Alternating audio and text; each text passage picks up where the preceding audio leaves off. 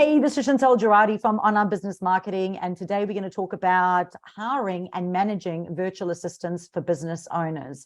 And as usual, I have some little bit of controversial or different kind of out there looks according to all of this. I'm literally going to share with you my personal experience that I've seen in my business as usual, as well as seeing what has happened in other people's businesses as well, and looking at how I can just give you a sort of a different perspective or a look at how this whole process can or can't work. At the end of the day, we're all very busy, and our natural thing to do is to go, oh yeah, outsource it, outsource it, outsource it. And there's a couple of things I don't really like about that. The one is when people say, if you don't like something, outsource it. I don't like it when people say that, because the reality is, as a business owner, you may not financially be in a position to do so. And that means that you actually need to upskill yourself. So when they say, if you don't like it, don't do it, well, guess what? I wouldn't have done anything in my business because there's a shitload I don't like, right? So, but it's not feasible. It's not feasible at all. And if you pay peanuts, you get monkeys. And this is the other thing.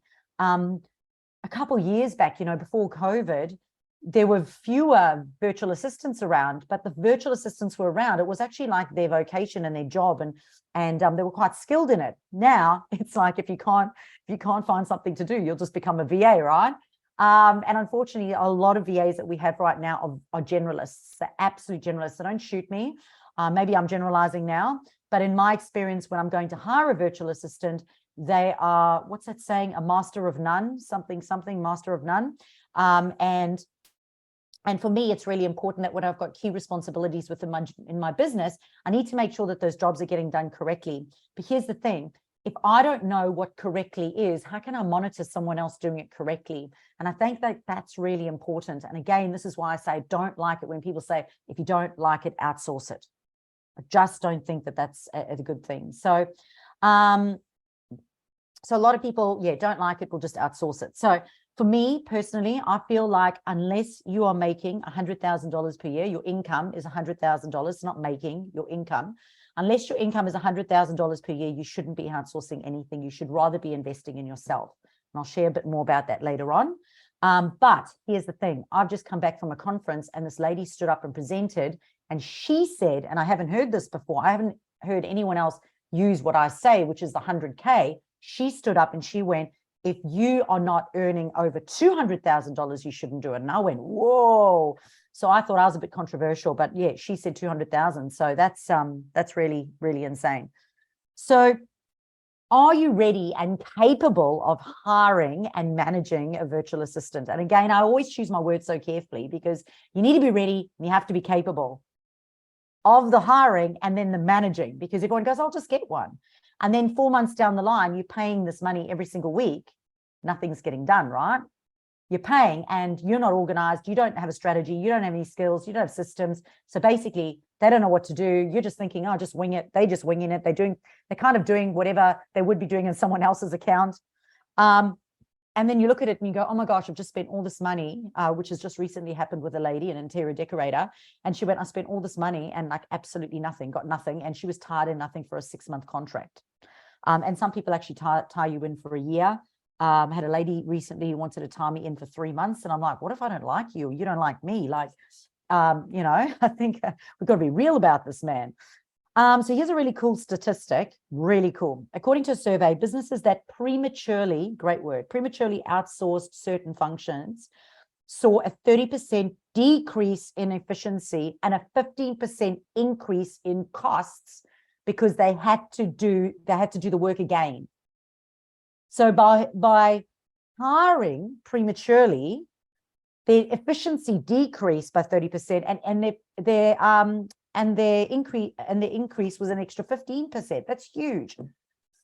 Another statistic, analysis of a business that invested in themselves before hiring VAs found that they were 2.5 times more likely to achieve 6-figure revenues. So for me personally, until I was a 6-figure business, I did not outsource to VAs. I invested in myself. Maybe I paid for like a project to get done, like if a project needed doing, but I didn't have like an ongoing VA. So I think a lot of people now are just like, oh yeah, we'll just get a VA, because everyone's telling you to get a VA. I really do think that you need to be ready and capable of it. So are you truly ready for one? Of course, it can be beneficial to have one. And I've got a whole lot of things over here that we're going to go through. But number one, let's look at your business readiness, okay? Because your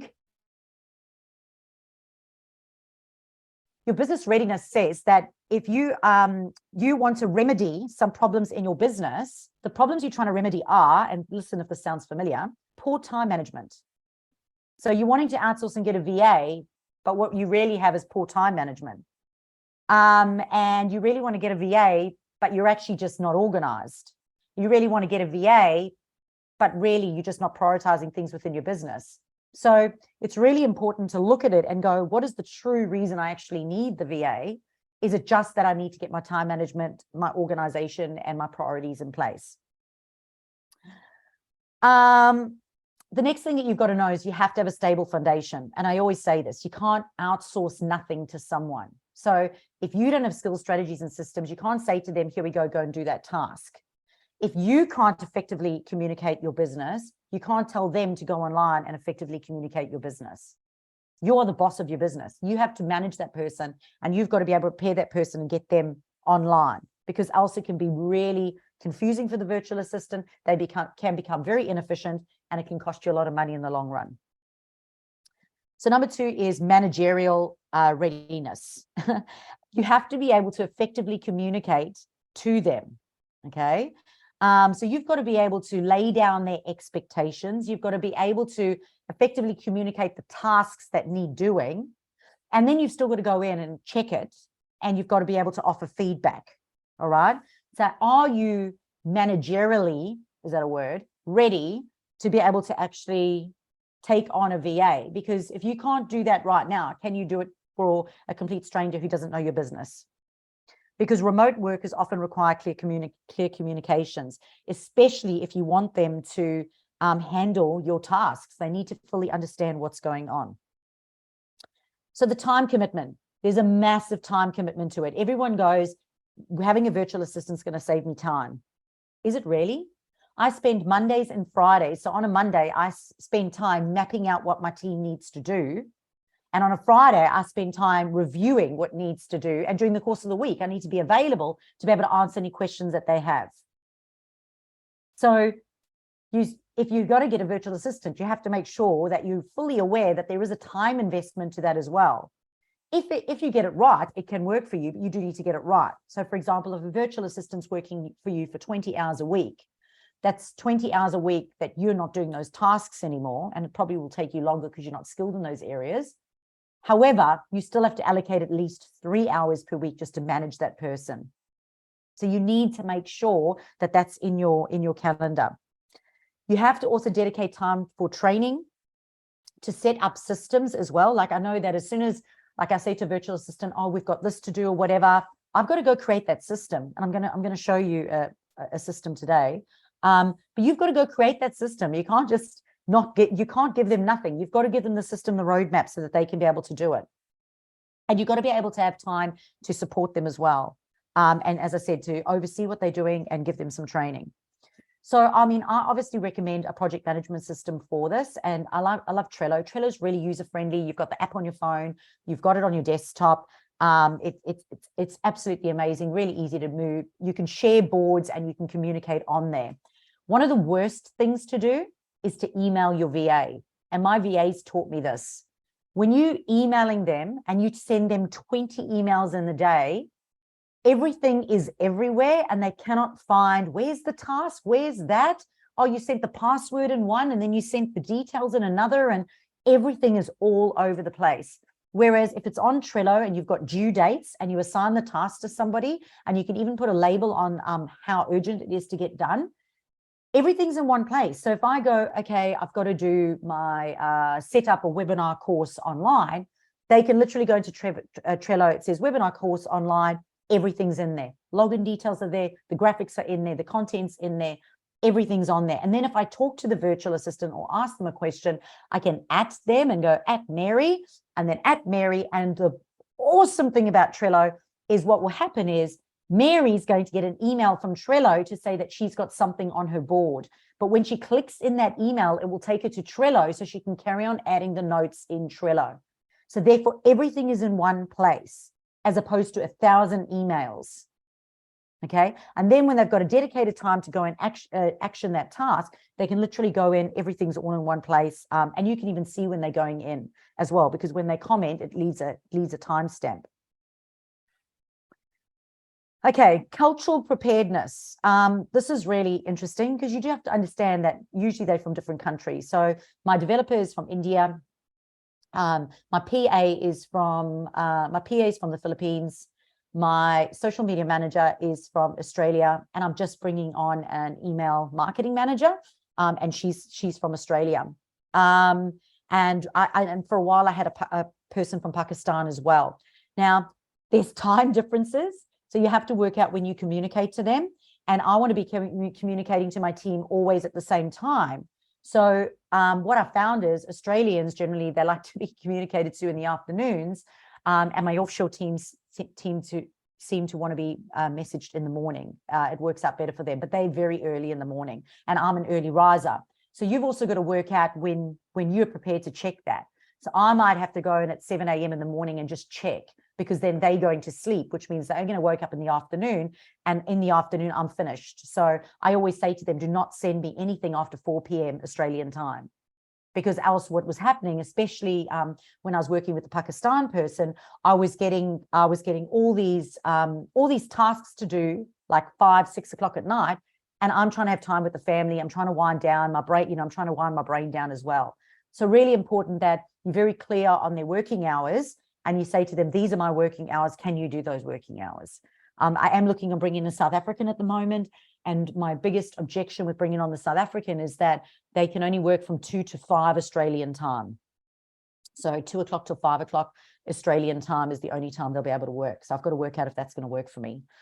But you have to consider things as well, like load shedding, whether or not they've got kids or not, because if they've got kids and their kids are sick, suddenly they'll take a day off work because their kids are sick, or they go to hospitals. And also Wi-Fi, erratic Wi-Fi can also be a huge thing as well. So I always make it perfectly clear. I don't want anyone lying to me. I just want honesty all the time, and just tell me. I don't want to be surprised. Don't hide things from me. Rather just be upfront and tell me, look, I'm not going to have Wi-Fi tomorrow for the whole day, and then we'll work around that. So you have to have a level of flexibility around that too. It's really difficult. So for example, I had a presentation this morning, which was at 10:30. I was busy flying last night, and suddenly I got an email from the guy that I was co-presenting with, and he's like, oh, I need you to change this whole slide. And I was like, oh my gosh, I'm flying, I can't do it now. I sent it off to my team, but I also knew there was a chance that she wouldn't be able to do it, because unless she was going to wake up really early in the morning and do it, it wasn't going to happen. So, and she did actually get it done, but I was very prepared for the fact, let me know if you can't do it, and then it means I will just make sure that I change that slide. And again, imagine if I didn't know how to change a slide. Okay, like this was major today in that presentation that I did. That slide needed to change because it was the sponsors for an event. If I didn't know how to do that in my business, what would happen? I'll tell you another story. There was a business coach who had a very large email database, and I think he was in Western Australia. He ended up calling me and going, oh, Chantel, there's a government grant, and this government grant will be really good for my database, but I've got like 2 days to send out an email to my database and let them know that they can actually get government funding to work with me. And I said, cool, that's a great strategy. I'll help you do it. And he goes, my VA has COVID at the moment, so we can't send an email for the next 3-4 days. And I went, what do you mean you can't send an email?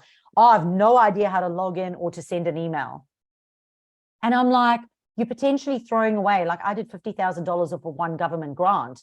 I was like, you're throwing away $50,000 because you don't know how to send one email. So you need to know how to do the tasks within your business. I must say I'm a bit sloppy now because I don't go in as much as I used to, but I know that if I have to, I can go in and I can do it, which is really important. So number 4, then, I mean, your management skill set, okay?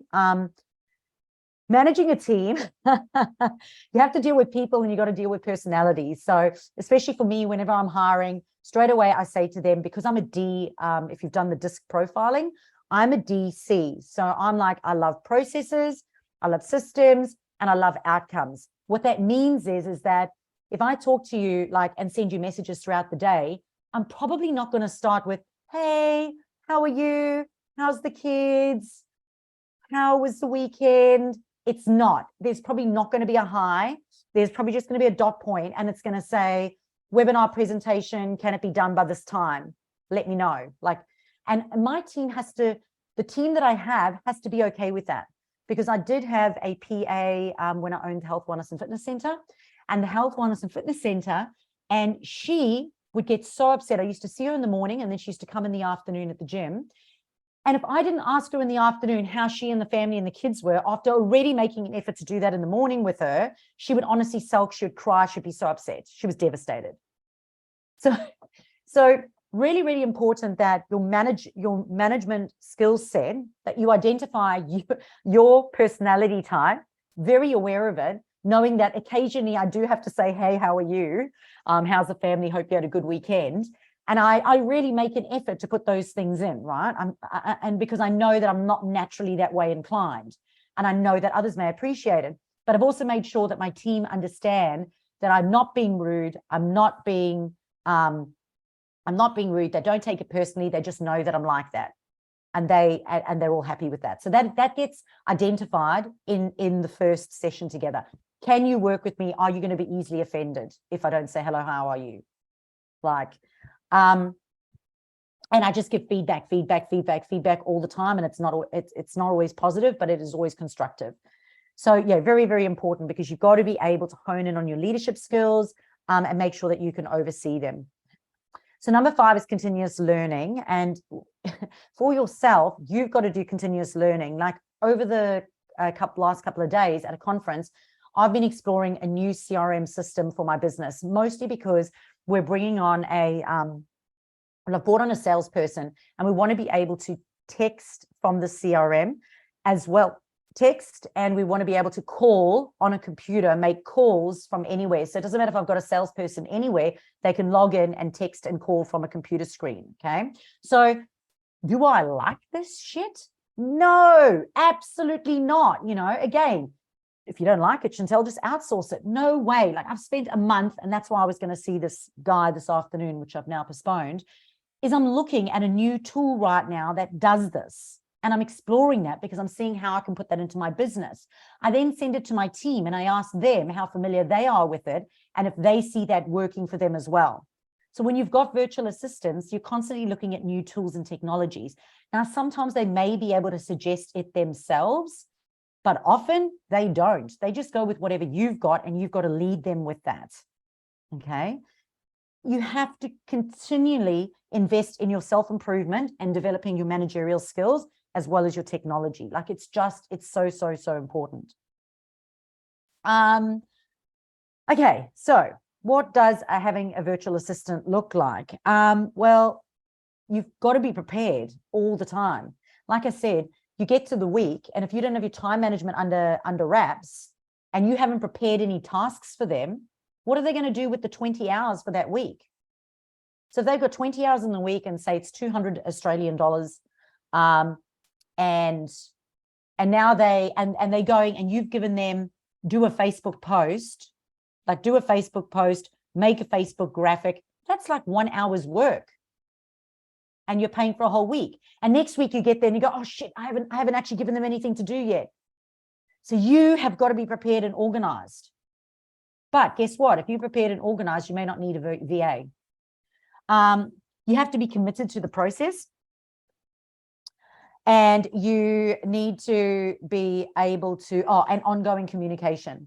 So one of the things that I always said was that I want to be able to talk to my VA. So I can just leave a voice message, talk, and I talk very fast. So that's the other thing. I had to make sure that they can understand me when I talk. So that's a cultural thing. But my web developer, who's from India, and I interviewed him, couldn't understand a word he said. We're talking, and I was like, blah, blah, and I was like, no idea. Like, we were talking, and nobody understood anyone.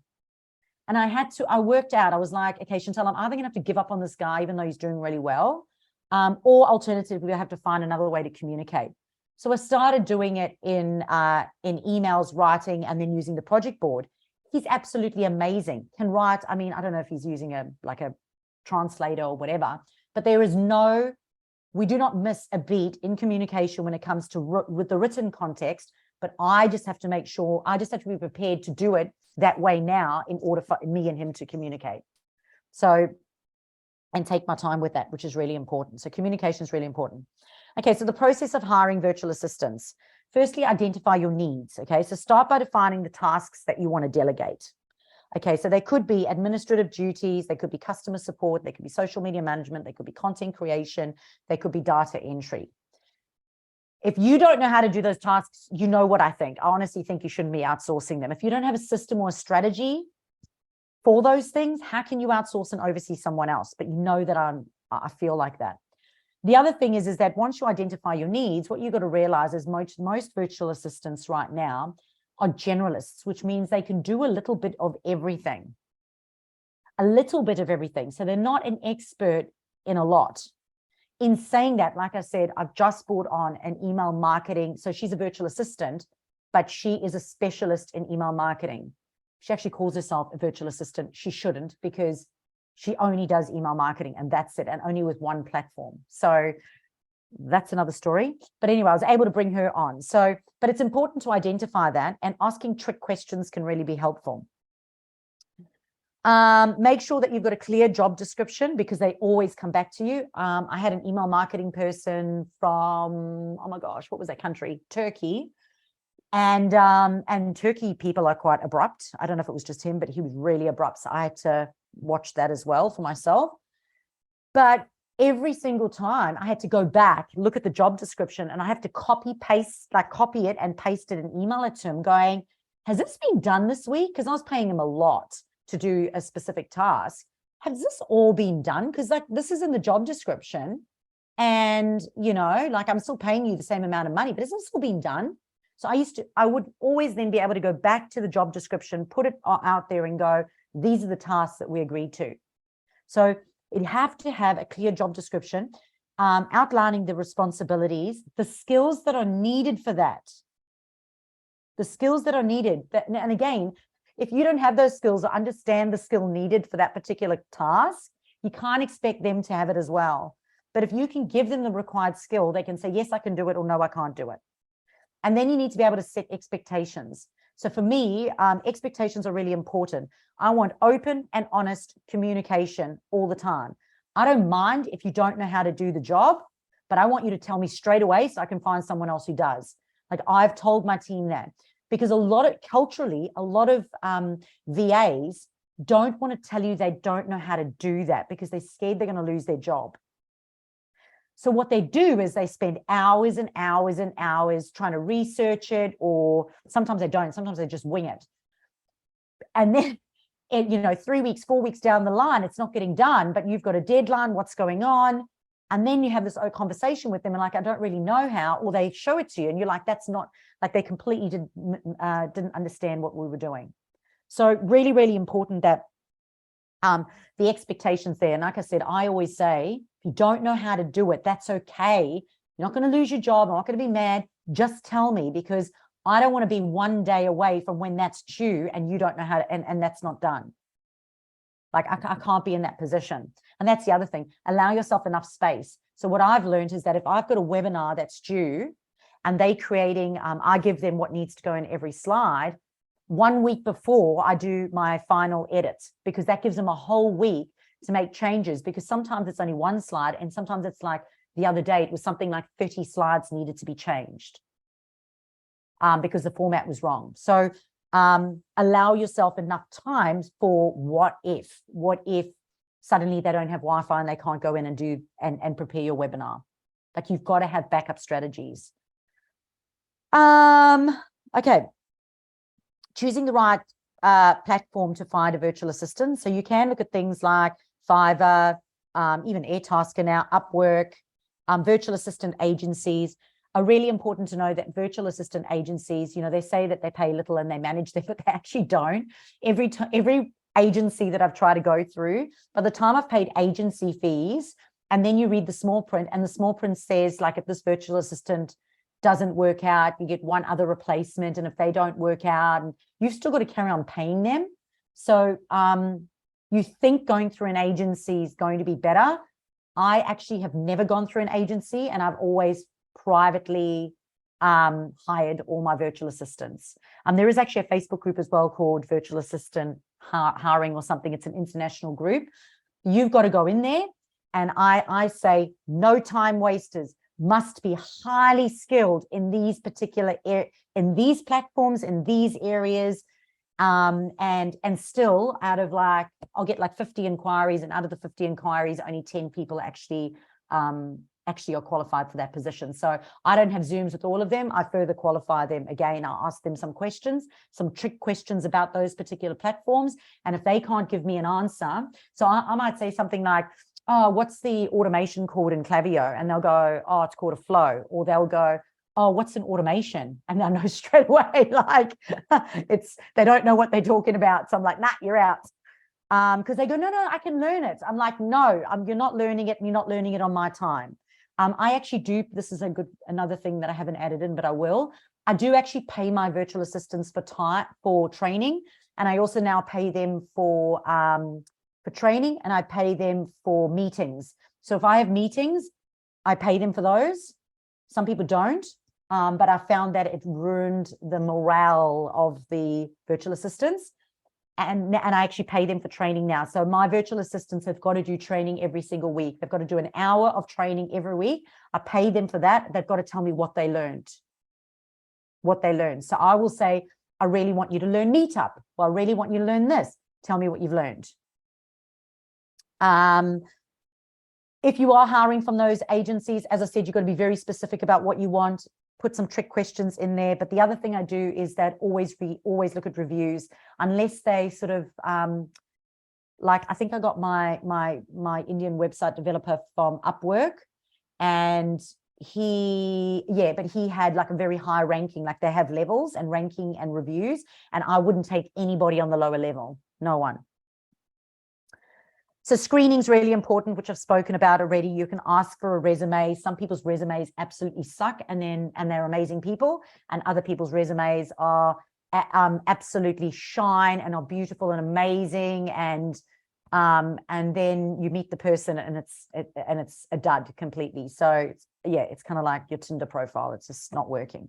So don't take a resume on like face value. All right. You do need to assess their skills, their communication, and their cultural fit with you, and obviously identify those times of days you want to communicate and do tasks by. What else have we got here? Reference checks, checking testimonials and stuff. When I read the testimonials, I make sure that the testimonials mention the type of work that I want done. I also look to see whether or not it looks like they've actually been, maybe their family or friends have done it. So yeah, just have a look. Okay, some of the potential risks. I've spoken about this already, but risks, communication can be a big thing. Like I said the other day, we've been doing webinars. They've all been good. Somewhere down the line, there were 30 slides missing. I was like, I needed 37 lead generation, whatever. I think she got up to 7, and I don't know whether or not she forgot, or I didn't check, or just forgot it was 30. But yeah, and that was the day before. And I was like, I need 30 of those slides up. So communication challenges, setting expectations is obviously really important, but that's why I love Trello and assigning those tasks. It's great to be able to use that. Data security is a big thing. So last week we were hacked again. It's been an ongoing thing that we keep getting hacked, and everybody keeps blaming everyone else. My website host was blaming my developer's blaming the host. Like, everyone's just blaming everyone. And then the thing is that I've said to my virtual assistants now, all of them have got to have security on their devices. So if they are working from wherever and they don't actually have any security on their devices, now again, they will tell you that they have security on their devices, but you don't know if they do, and you don't know to what level. So you can ask to see that and say, look, or even agree to pay for it. Like, I spoke to a guy in Sydney, and he said to me, he just bought a top plan, and all his virtual assistants have it on their computers. You can use something like LastPass, so you're not giving away your passwords to them. I've had this before. It's a bit of an issue. Suddenly you get rid of a team member, and you're thinking, I hope they don't get angry and start accessing everything. we have to go through, and it normally takes us about an hour. We've got to go through, we've got to remove the person as an admin user from absolutely everywhere, which is a lot of places. Then we have to go change the passwords. It's also recommended that your passwords have 15 characters. Nightmare, but 15 characters in order to prevent hacking. So as I said, we've had to work on that recently because of the issues that we had. Also, I get them all to sign non-disclosure agreements or confidentiality agreements, specifically for myself, because I'm a marketer. None of them are allowed to use me or say that they work with me in order to get new clients. This has happened before. One of my VAs, I heard, had been approaching some of my clients and network and saying, oh, I work with Chantel and I do this to go and get extra clients. It is in the confidentiality agreement to say they're not allowed to do that. Because if you think about it, another marketing person could poach my virtual assistant now and learn all my skills, my strategies, my intellectual property. So you can decide whether or not, you know, how that's going to look for you. Actually, this was an example yesterday with a lady that I met. She is an accountant. She said that she brought on a social media manager who manages accounts for accountants. She said to me, you would think that that would be great, right? Because she does social media posts for all the accountants. All she was doing was exactly the same post for all the accountants. So she was just wham, bam, thank you, man. So no point of difference, no strategy, no nothing. So you have to be mindful that this is some of the stuff that they do, as well as some of them might have 6 or 7 or 10 different other virtual assistants clients that they have. And my new latest favorite is a whole bunch of virtual assistants are now hiring virtual assistants to do their work. So suddenly you look at the quality of the work and you're like, they usually get this right. Why is this so wrong? Chances are they're actually getting another virtual assistant to do the job and they're paying them. So important to know these sort of things that can happen. Suitability for particular tasks. As I said, there's admin tasks that they can do, things like email management, scheduling, entering data, customer support, responding to inquiries or resolving issues. Again, you've got to consider, you know, so for example, getting someone in the Philippines to do sales calls and follow up on leads, probably not a good idea. And that's why my social media manager is Australian, because at least when she responds, she can respond in English. So very important that you match the right, you know, the suitability is there for the virtual assistant and the tasks. Content creation, writing blog posts, creating social media content. I love it right now because everyone's going, oh, with ChatGPT, it's so easy. You just get your virtual assistants to go in and do it. Everyone knows what I say. You have to have HR to do AI, human intelligence. And if they just go write a blog for an accountant, it is not going to represent your business. It's not going to stand out online. It's not going to respect your voice, your brand, your audience. You have to put in your point of difference. My clients are struggling with this. This is what they get from my accounting practice. And, you know, these are points of differences compared to everyone else. You have to put that into ChatGPT. So, and virtual assistants do not know that. We are now probably 6 weeks, and every week I'm training them on ChatGPT to put the information in, and they're still not getting it because they're not strategists, not business owners. They don't quite understand it. They task orientated, so you can give them a task and they can do it. But when you start wanting them to think about what they're doing, it becomes a problem, if that makes sense. It can make a problem, especially with the amount of money we're actually wanting to spend on a virtual assistant versus if you were to get like a marketing agency or a highly paid person to do it. Doing research, so market research, competitive analysis, you can get your VAs to do that. Social media management, posting, looking at analytics, things like that. So selecting the right virtual assistant, obviously looking at their experience and their skills. Many of the time they have absolutely no experience at all.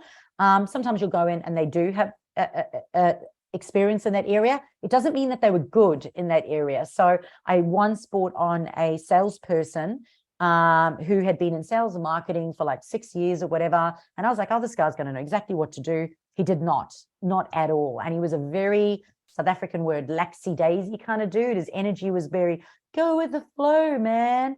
And yeah, for that position, it didn't work. So I think he lasted about 3 months. So get ready to hire and fire quite quickly as well. So, you know, for me, it's like not one warning, but I'll give you feedback. And if you can take that feedback happily and apply that and not sulk about it for days and just get the job done, you can stay. However, if you're going to moan, sulk, not want the feedback, not really want to, you know, problem solve or try to learn, then yeah, I'll just rather get someone else. So they usually say hire for attitude. Hire for attitude. So if they've got a good attitude, a willingness to learn, they actually enjoy getting the feedback, they problem solve, or at least attempt to problem solve.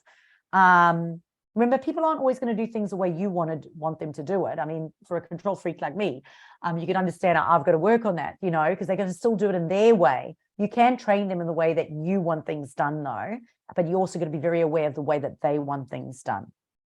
In saying that, if ever you get your virtual assistants to reply on your behalf, so for example, reply to an email, reply to a DM or a PM, if ever that happens, you'll always notice that my VAs will have in brackets Chantel's VA or Chantel's admin. Because there is nothing worse than when you're talking to someone in an email or a DM and you're talking to them, they think they're talking to you, but they're talking to someone else. I prefer complete transparency. So my team say this is Chantel's VA, which is really important. Let's have a look. Financial implications. Let's just talk about the financial implications. So you can pay them by the hour, but let's be honest, how long does it take people to do things? Like you can use something like Toggle Your Time, which is an app. So a lot of virtual assistants use that, where they set the timer and they go and they actually record, like email marketing took this amount of time, and they start and they stop. Here's the thing though, because I've been doing this for such a long time now, I know how long it takes a skilled person to do it. So if they're telling me that it takes them, I don't know, to do one Facebook post, it's taking them an hour, I know that that's insane, like absolutely insane. They're not skilled in that area. They've got to pick that up. So I will frame it and I'll go, I want three posts done in an hour. Because I know that they should be able to do 3 in an hour. So hourly versus project-based. A lot of my VAs, we pay per project. And again, because some of the projects take a bit longer and some are a bit shorter, but at least for pricing predictability, I know that that's how much it's going to cost. But it's kind of like a bookkeeper, you know, they quote, and then they go in and the business owner goes, yeah, my books are all up to order. And then they hand over a shoebox for the last 5 years. And that's their order, was the, you know, all the receipts in a letterbox. So sometimes we get in and it's worse than it is, but with a project base, we just agree on it. Sometimes we tweak it this way or that way. And that way I don't have to monitor anybody's time. You just accept the job for that amount. I'll talk about payment and how you pay them. So a little bit annoying at the moment, but I'm paying one through PayPal. So one of them I pay through PayPal. When you pay them through goods, I think it's called Family and Goods, there is a fee that they have to pay. There's a fee that they have to pay. But there is a sort of guarantee or something for you on your side. So they lose out, but there is then a little bit of a guarantee there. The other platform I use 3 platforms. It's absolutely crazy. I wish they were all in one. The other one I use is Wise, and Wise is absolutely awesome. You just set up an account. You set up an account with your email address. They set up an account and you send the money through them through Wise. The bank fees are much less through Wise. So I even use that. I've used that with my homestay people as well. It's absolutely amazing. So, and then the third one is I just do a bank transfer, an internet transfer. My team will know that they have to invoice me by Friday lunchtime, and then they all get paid. So all of them have been paid already today. So every Friday they get paid, but they have to check the box to say that they've completed tasks, and they've got to send me an invoice. The good thing is because it's project-based, I don't have to worry about accounting for hours, which is awesome. Training costs. As I said, I pay for my guys to do an hour's training every week. So, and that way, but I also hold them accountable to that, which is important. 2 common mistakes. One is outsourcing too early. Prematurely outsourcing critical tasks without a solid foundation or systems can lead to inefficiencies and costly mistakes. and lack of oversight.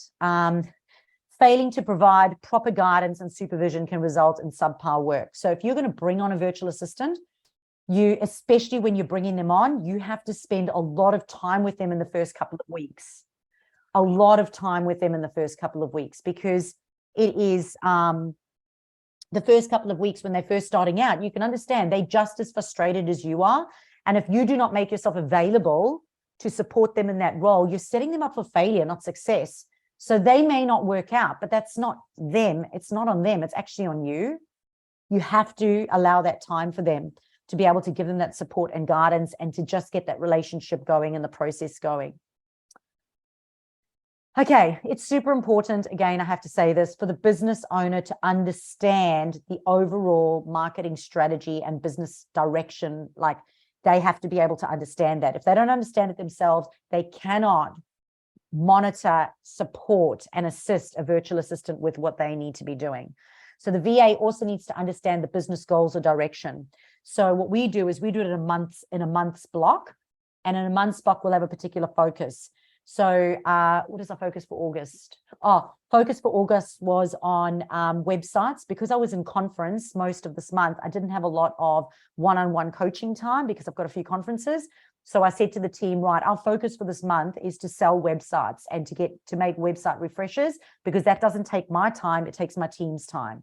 Next month, our focus is going to be on a webinar. I've got a webinar for marketing employees. So we've got to focus every single month, and therefore our social media and our email marketing then goes down towards that focus. So the VAs know the content they've got to create and the call to actions that they've got to use. But if I didn't give them that strategy, they wouldn't know. They would just be posting whatever, whenever, right? Just winging it. Investing in yourself is really important. You know, like I go to conferences, and I spend, probably last year, I spent about $25,000 worth in business coaches and in training for myself. And the reason I do that is because we've got to keep improving ourselves all the time. So it makes you a better business owner. And this is why, as I said, I pay for my team to do that as well. They need to also do that. Always make a profit. This one's really important because 2 years ago, I had my biggest amount of income, but I also had my biggest amount of expenses. And I saw all this money coming in, and it looks absolutely amazing. But every time I spoke to the bookkeeper or the accountant, it was like, we don't have any money. Like, there's no money, there's no cash flow. What's going on? And when I looked at it, it was because our expenses were just too high. So that is when I went and I applied the profit first principle, which allows for 30% of your revenue. It goes on operating expenses. And again, if you look at it, if you go, right, $100,000, if you're a six-figure business, say you're $100,000, all right, 30% of that is $30,000. So $30,000 is operating expenses. So you can spend $30,000 on all your systems, your marketing, your business coaching, everything has to fit into that 30%. So if you're making 50,000, it's now 15,000. So this was a really good rule, because even though, like, I really needed my team and I had all these expenses and I had a project manager and a salesperson, whatever, and I just went, no, I have to get more out of my team. I've got to get rid of my dead weight team, the team that's dead weight. I've got to get rid of them, and the ones that I've got, I'll pay them a little bit more, but I'll also get more out of them. I'll give them more tasks, more structure, and I'll make sure that they're happy, and I'll do that. And my expenses went down, which means my profit went up. So I just make it a rule now. A rule, 30%. Every single quarter, my bookkeeper and accountant will tell me if I'm tracking for 30% operating expenses. Keeps you honest, keeps you honest. Skilled virtual assistants, as I said, you've got to identify the specific skills that they're needing. So for example, like, I don't know, if you've got like a WordPress website and you're wanting somebody to update your WordPress website, you've got to make sure that they're skilled in WordPress websites, that they're not skilled in maybe Wix. Because if they're skilled in Wix or Squarespace, they're not going to be able to do justice on a WordPress website. And you do need to test them on that, because like I said, a lot of them will go, yeah, I can do it, but they can't. So ask them some trick questions.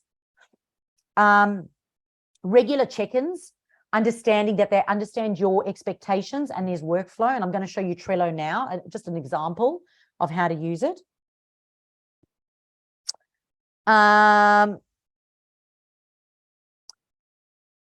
you have to have systems in place. If you don't have systems in place, they're not going to follow a system. They're not going to be able to do it. Every quarter, we have a SOP week, SOP, systems and process, system operations. What does it stand for? I've gone blank. Big week I've had. Someone Google it. SOP. So we have an SOP week. I think it's systems and processes, systems and operational processes, maybe. And yeah, so what we do is that week is a low week of tasks. I don't give them a lot of the daily extras, and I do it as well. So they don't just do it. I do the SOPs as well. And every task we do, we have to write a system for it. So if my job is to, say I was setting up somebody's Google My Business listing in that week, because it's SOP week, I go SOP for Google My Business listing, and I write the step-by-step instructions on how to do that. And the whole week, my team have to write all their systems and processes, upload it to their project management boards, and then they each swap it and they have to look at each other's. Even though they're not in that role, they look at the other person's, even though they're not in that other role. Now, some people might say that's crazy, but it's only because I had a VA leave me once. She left with absolutely no notice. She had not given me any SOPs at all. I had no idea how she did half her stuff, and it destroyed me. I think I cried for 3 months. And it just set my business back so much. So now it's like, if a VA gets sick or whatever, at least they can, the ones I've got can pick up the other person's and kind of just help me with something, maybe. So that really works. I'm not going to go into that. Yeah, so virtual assistants can be absolutely amazing to bring on board if you are ready as a business owner. Ready, you are skilled, you have strategies, you've got systems, you have leadership qualities, you're ready as a business owner to manage them, to invest that time in them, to invest the money in them. You are ready. And then capable as well. So capable, making sure that you can deal with people, deal with people and the project management board and things like that. So what I'm going to do is, for our live audience, because you are VIPs, you get to see my back end. So I'm going to show you the project management system Trello, which I love to use. So the people on YouTube, unfortunately, they're not going to get to see that. But go and have a look at Trello for those of you who are watching this recording. And have a look at Trello and have a look at how you can actually use it for your VAs as a project management system. Trello has their own videos. They're absolutely amazing. So look at it.